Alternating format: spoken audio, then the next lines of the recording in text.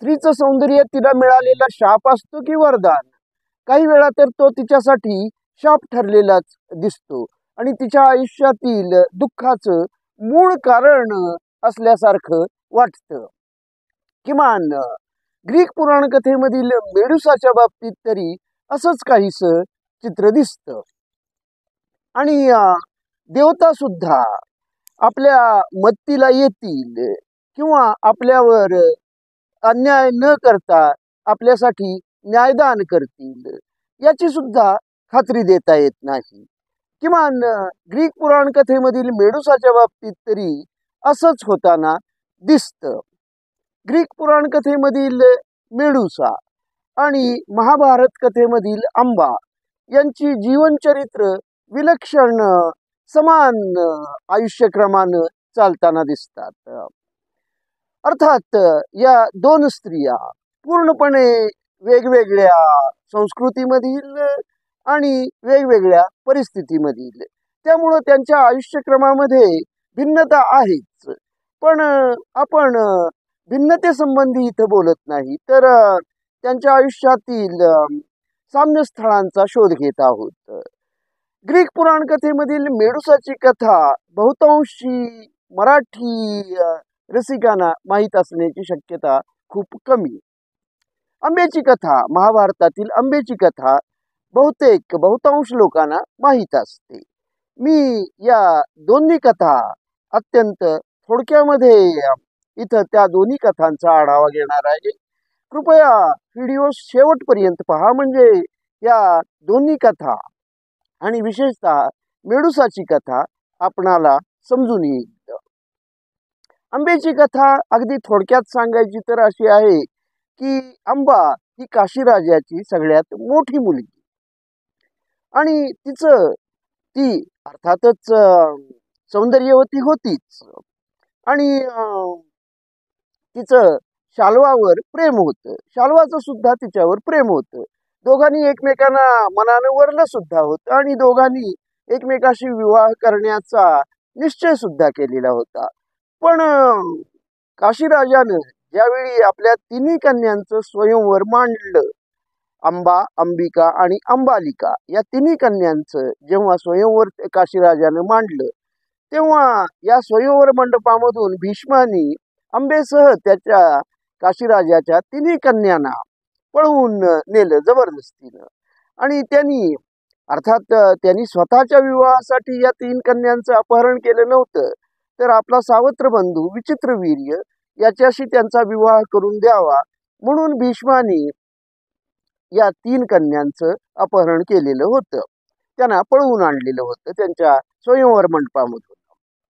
पण अंबेनं जेव्हा आपलं शाल्वावरील प्रेम, या प्रेमाची कबुली भीष्मांच्या जवळ दिली, त्यावेळी भीष्माने तिला सन्मानपूर्वक शाल्वाकडे परत पाठवलं.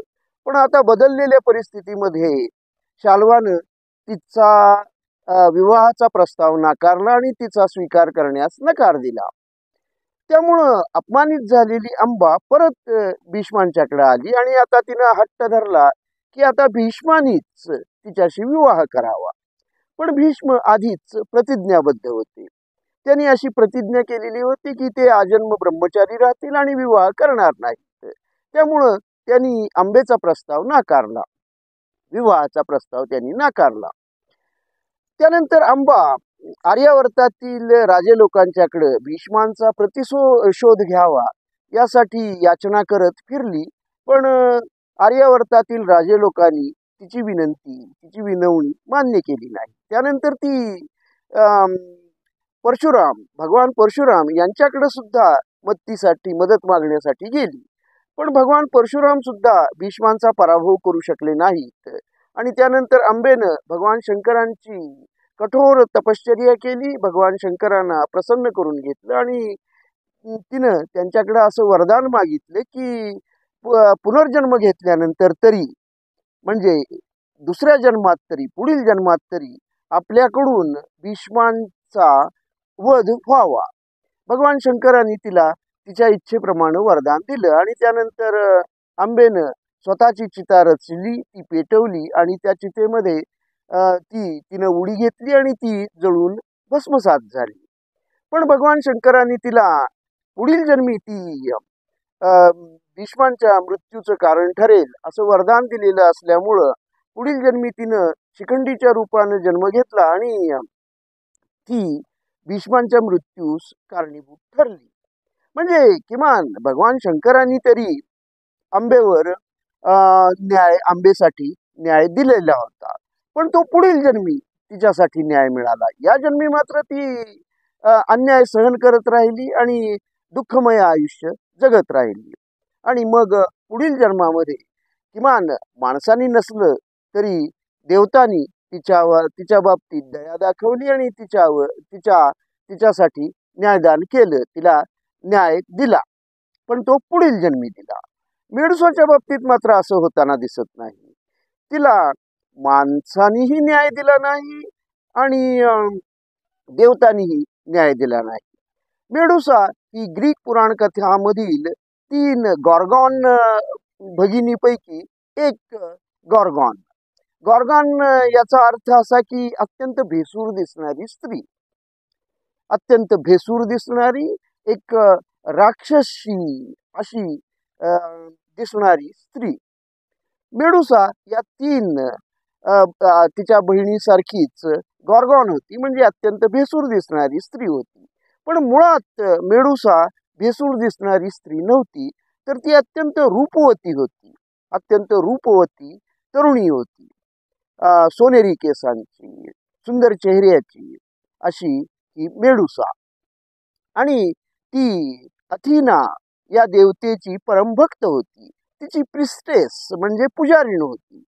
अथिना ही ग्रीक पुराण कथेमधील एक चेस्ट देवता, व्हर्जिन देवता. व्हर्जिन देवता म्हणजे अभंग कौमारी असलेली ही देवता. आणि आपल्या पुजारी असणाऱ्या तरुणीने सुद्धा अभंग कौमार्याची प्रतिज्ञा घेतलेली असावी आणि तिनं आपलं कौमार्य अभंग ठेवावं आयुष्यभर, अशीच तिची मागणी होती, या देवतेची मागणी होती. आणि मेडुसानं सुद्धा आपलं कौमार्य अबाधित ठेवण्याची प्रतिज्ञा केलेली होती आणि ती अथिना या देवतेची परम भक्त होती.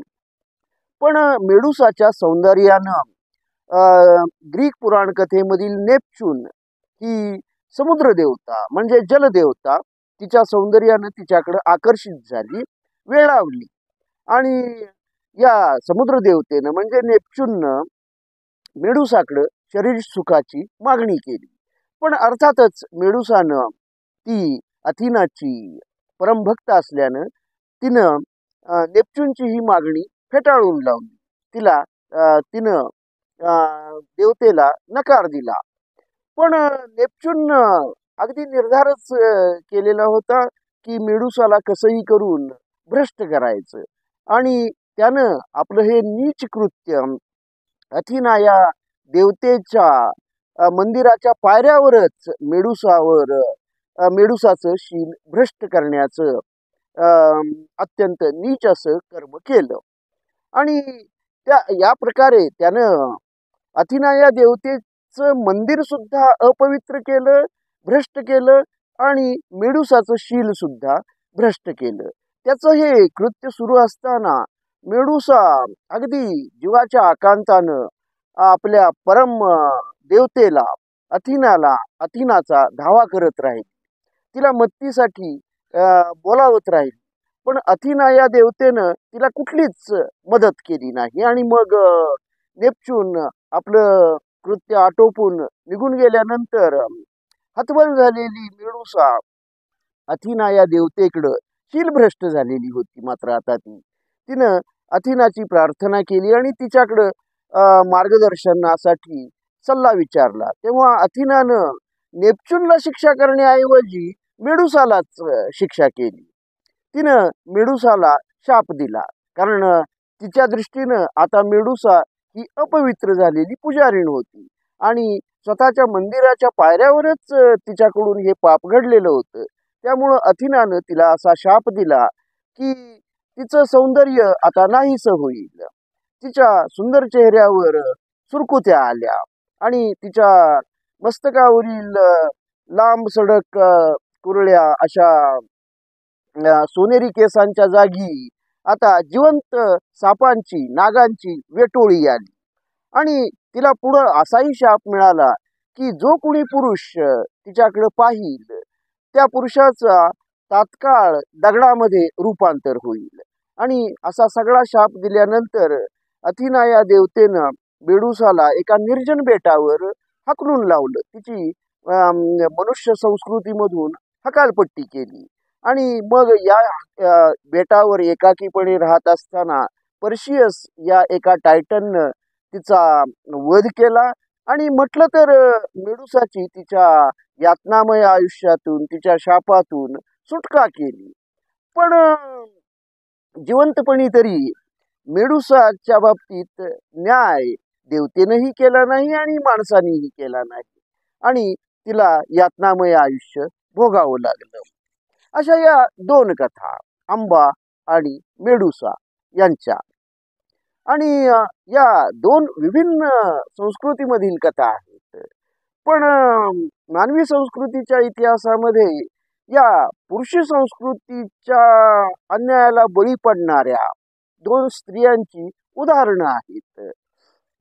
आणि नेहमीच मानवी संस्कृतीच्या इतिहासामध्ये स्त्रियावर पुरुषांनी अन्याय केल्याचं दाखवून देणाऱ्या या दोन स्त्रियांची ही उदाहरणं म्हणून पुराणकथेमध्ये आणि आपल्या लोककथेमध्ये सुद्धा प्रसिद्ध आहेत. धन्यवाद.